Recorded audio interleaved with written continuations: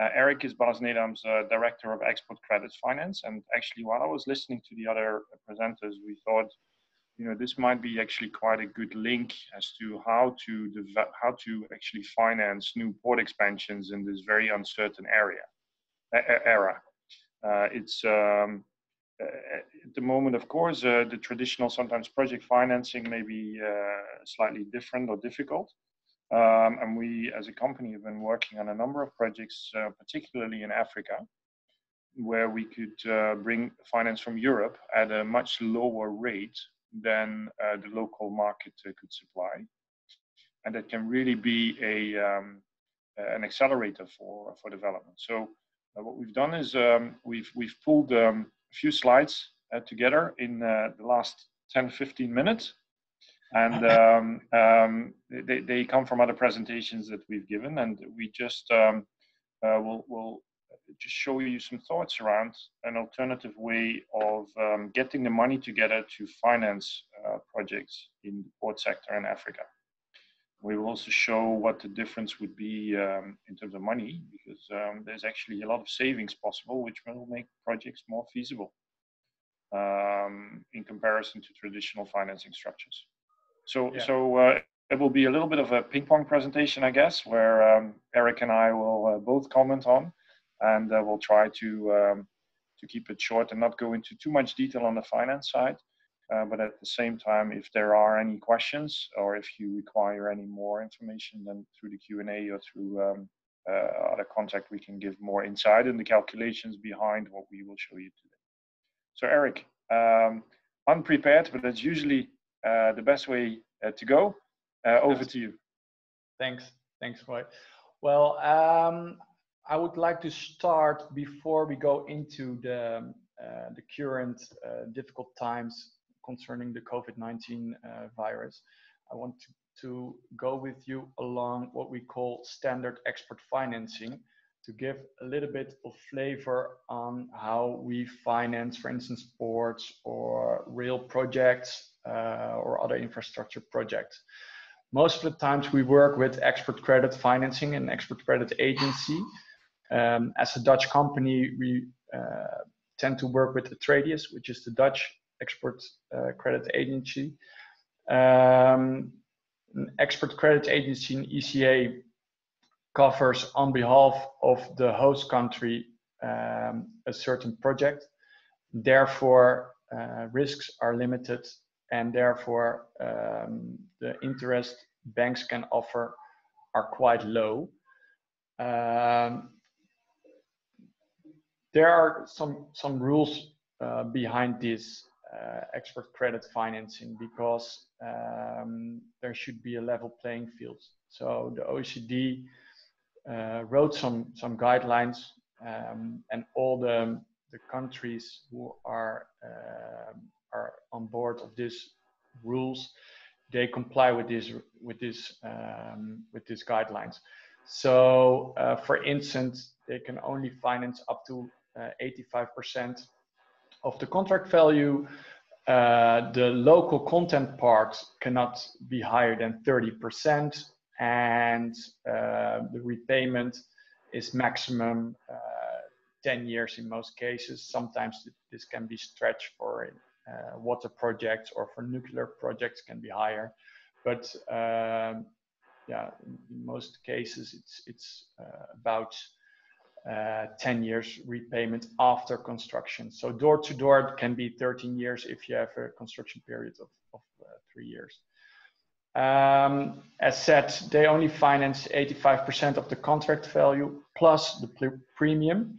So that's not out of pocket at first. And secondly, what we are always trying to do is to provide the customer with 100% financing. So we try to set up also a commercial facility for the down payments for the first 15%.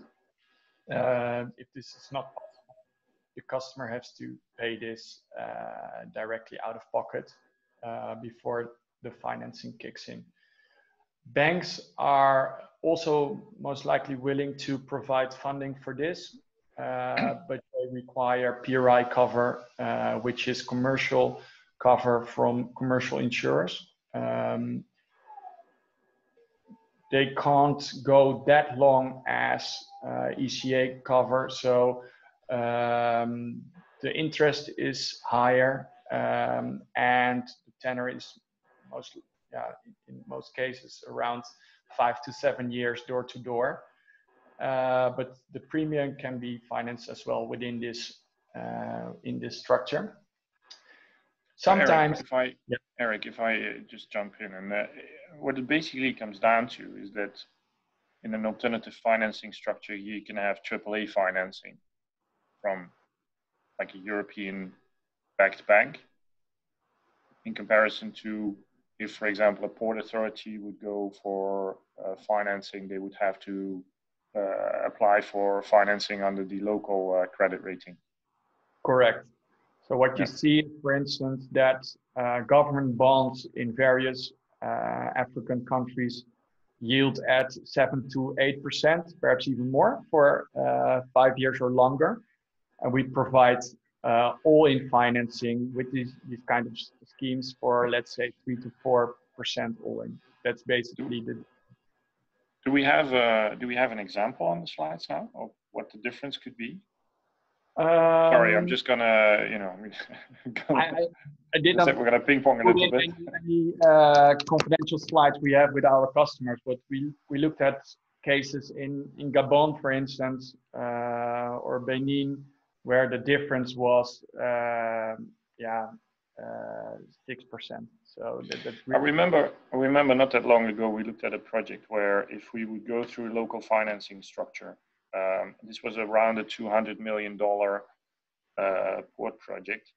If we would go through a local financing structure or an export credit financing structure, what was the bottom line difference between the two in terms of cost? In terms of cost, I believe it was more than 10 million. So that's on a project size of 200 million, that's really something, 5%. So Okay, and then also you said there's a lot of OECD regulation around this. One of the things that I like about it is that even though there is a threshold on local content, there is still a strong push to get as much knowledge transfer and like social support, economic support, money flowing back into the local economy. Yeah. In comparison to, for example, when you get Chinese financing, where basically Chinese financing comes in, Chinese resources come in, Chinese supply goes in, and all the money flows out of the country. Yeah. What we like as well as Nedam is to work with local subcontractors. For one, most of the times they are cheaper than if we bring it from, for instance, Europe. And secondly, we like to educate also subcontractors with regards to health and safety, so that that kind of knowledge is also after we finalize the project, stays within the country. Okay.